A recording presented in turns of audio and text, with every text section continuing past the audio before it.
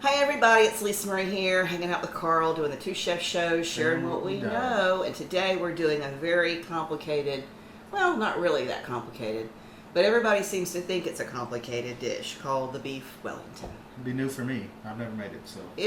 It's one of those dishes that if you want to impress somebody, this is the dish to make. The name itself is I'm making Beef Wellington. Yes, darling. Well, it's really easy. What you do first is you have to get a really good cut of meat. And there's another side to that. You can do what we call the poor man's Wellington, which I've made a lot. Okay. You use ground beef. So the concept is the same. You have to have a mushroom kind of slurry, and you have to have some herbs, and you need puff pastry, and you have to have meat. Obviously beef. You could probably make it with some chicken, but it might not be the same in terms of what you would call it. I'm sure there's a different name for that. But today we're going to make it with beef tenderloin, which is the most expensive type of meat.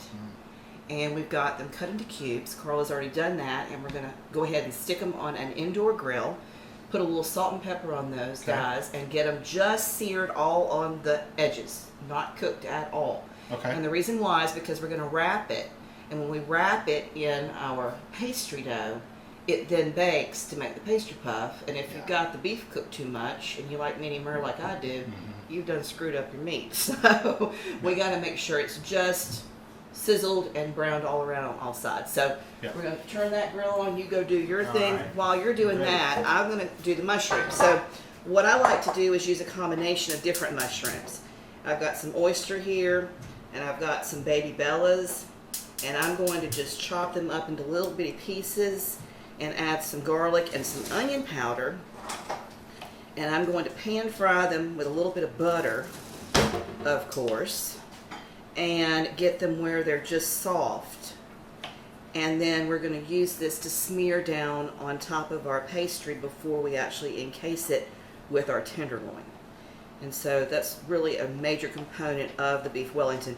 What's nice about it is when you slice it into the actual pastry dough once it's done, and you pull away the meat, you've got the pastry, and you've got this beautiful line of mushroom, and then you've got this gorgeous piece of filet.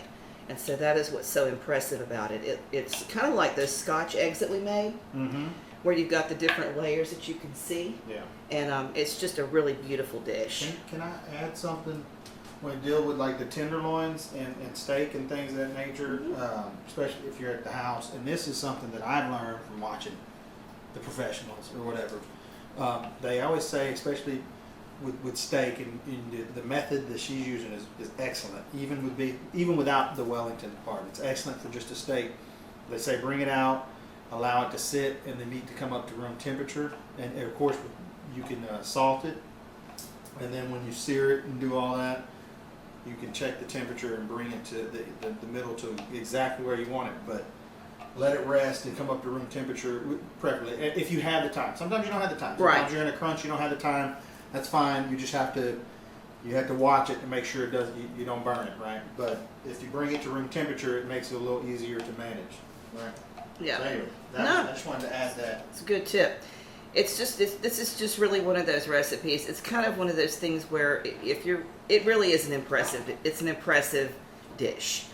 And if you've got some people coming over for like Thanksgiving or Christmas or New Year's, really, New Year's has been my sort of time period that I've always tried to make a prime rib or a beef Wellington, because that's when everybody's all together, and it just makes for a nice my contribution rather to the actual meal. I get everybody else kind of a little email or a text on what I'd like for them to bring to be the sides and the accompaniment, and then I take on the task of doing the complicated, because this is not something that can just be done on the grill. You know what I mean? There's multiple stages to the actual recipe in making it. So it's one of those, and it needs to be eaten as soon as it's out of the oven. It's best that way.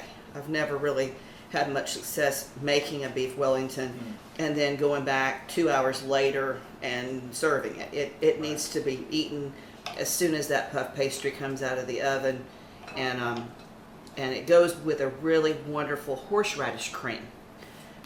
So you can make that as well if you've got fresh horseradish and some a little bit of mayonnaise, a little bit of sour cream.